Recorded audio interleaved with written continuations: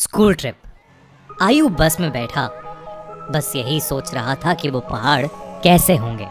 आयु जो 15 साल का था, पिछले 3 साल से चंडीगढ़ में ही रह रहा था। फिर भी वो कभी हिमाचल की हसीन वादियों में नहीं गया था। पर उसका ये सपना इस स्कूल ट्रिप में पूरा होने वाला था। ढेर सारे लंच बॉक्सेस से खाना खाते हुए और अंताक्षरी खेलते हुए पूरा दिन बीत गया था। वो शिमला पहुंचने ही वाले थे कि पता नहीं कैसे उनकी बस जो कुछ मिनट पहले एकदम ठीक चल रही थी, उसमें से धुआं निकलने लगा। रात बहुत हो चुकी थी और बच्चे साथ में थे, तो सब टीचर्स ने मिलकर फैसला लिया कि वो पास में ही एक होटल के अंदर रुक जाएंगे और सुबह मैकेनिक को बुलाकर बस ठीक करवा कर शिमला के लिए वहाँ से निकल जाएंगे। वो लोग पास के एक होटल तक पहुँचे। वो होटल दोनों तरफ से बड़े बड़े पेड़ और पहाड़ों से घिरा हुआ था। सब टीचर्स ने बच्चों को होटल में अलग अलग कमरों में बांट दिया और डिनर के बाद सब सोने चले गए। आयु को अपने 2 दोस्तों अमन और रोहन के साथ कमरा मिला था और वो बहुत खुश था क्योंकि वो दोनों उसके काफ़ी अच्छे फ्रेंड्स थे। आयु, अमन और रोहन जब कमरे में गए तो कमरे की खिड़की से उन्हें जंगल के बीचों बीच एक झील दिखाई दी। उन सभी को याद था कि कैसे पिछली स्कूल ट्रिप पर रात में 2 बच्चे ऐसे ही झील पर निकले थे और वो स्कूल के सबसे पॉपुलर बच्चे बन गए। तो उन तीनों ने भी प्लान बनाया कि इस बार वो भी कुछ कारनामा करेंगे। उन्होंने सोचा कि वो होटल से छुपके से निकल जाएंगे और उस झील पर जाकर फोटो खींचकर वापस आ जाएंगे। जैसे ही होटल का गार्ड सो गया, वो तीनों निकल गए। झील दिखने में तो होटल से ज्यादा दूर नहीं लग रही थी, पर वो तीनों करीब आधा 1 घंटा झील की तरफ चले जा रहे थे और जंगल का रास्ता था कि खत्म ही नहीं हो रहा था। ठंड बहुत ज्यादा बढ़ चुकी थी और उस सुनसान जंगल में उन तीनों की ठंड के मारे हालत खराब हो रही थी। उन्होंने अपना फ़ोन चेक किया तो उसमें सिग्नल नहीं था।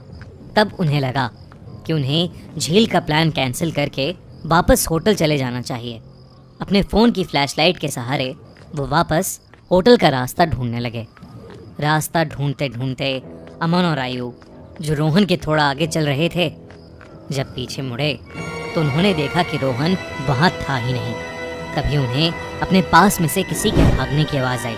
वो बहुत घबरा गए, पर क्योंकि वो रोहन को अकेला नहीं छोड़ सकते थे तो उन्होंने उस कदमों की आवाज़ का पीछा किया। वीरान और घने जंगल के बीच वो उन कदमों की आवाज़ों का पीछा करते गए, जो कुछ मिनटों बाद बंद हो गई।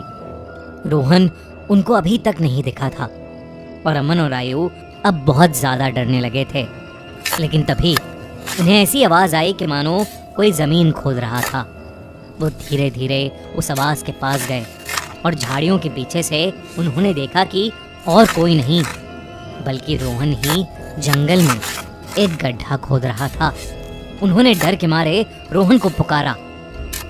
रोहन उनकी तरफ मुड़ा और उन्हें गुस्से से भरी आंखों से देखने लगा।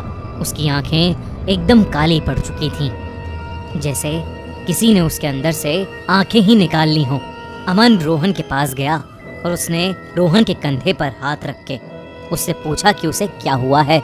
लेकिन रोहन के कंधे पर हाथ रखते ही रोहन अमन के ऊपर चिल्ला उठा और रोहन ने उसे एक बहुत तेज धक्का दिया। अमन काफी दूर जाकर गिरा। रोहन के अंदर कोई अजीब सी शक्ति आ चुकी थी। आयु भागा भागा अमन के पास गया।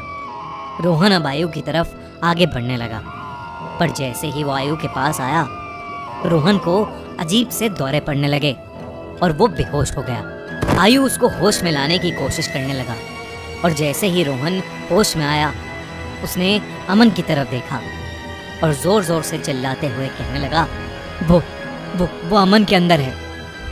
तभी आयु ने देखा तो अमन सर झुकाए नीचे बैठा था। उसने अचानक से अपना सर उठाया और उसकी आंखें भी बिल्कुल काली पड़ी थीं। इससे पहले आयु और रोहन कुछ कर पाते, अमन जो कुछ देर पहले तक चोटिल था, वो उठकर जंगल के अंदर भागने लगा।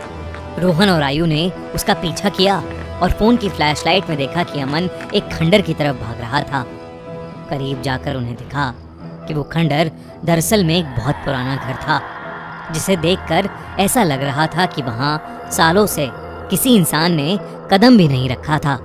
दोनों बहुत ही डरे हुए थे और उनकी आगे जाने की हिम्मत नहीं हो रही थी। पर अमन को बचाने के लिए आयु और रोहन उस खंडर में घुस गए। ऊपर के एक फ्लोर से उन्हें एक आवाज आ रही थी। वो उस आवाज के पास पहुंचे तो जो उन्होंने देखा उस पर उन्हें विश्वास ही नहीं हुआ। उन्होंने देखा कि अमन बेहोशी की हालत में हवा में लटका हुआ था और एक बूढ़ी औरत उससे बात कर रही थी। उस औरत का चेहरा बहुत भयानक था। उसकी आंखें एकदम काली थीं। खाल लटकी हुई और बिखरे हुए सफेद बाल उसे और डरावना बना रहे थे। वो दोनों उस औरत को देखते ही वहां से बाहर भागे। वो औरत भी उनके पीछे पीछे आने लगी। आयु और रोहन जल्दी से सीढ़ियों से नीचे उतरे और उस खंडर के घर के दरवाजे तक पहुंचे।